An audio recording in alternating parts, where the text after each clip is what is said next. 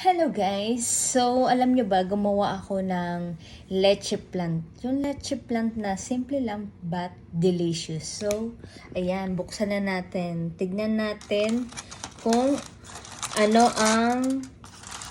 kung masarap ba, kung okay ba.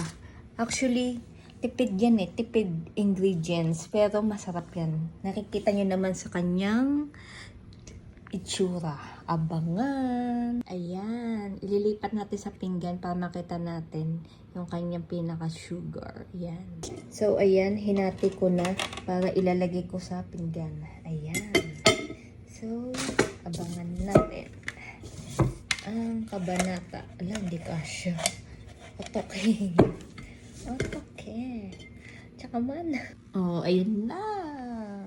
Wow! Leche plant. Alam niyo ba anong ingredients niyan? 3 egg, ang gatas ay Bear Brand at sugar. O, diba? Tipid. But delicious. Leche plant alla jasa. Yummy!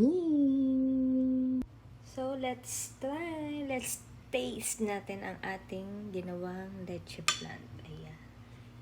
Diba? Creamy.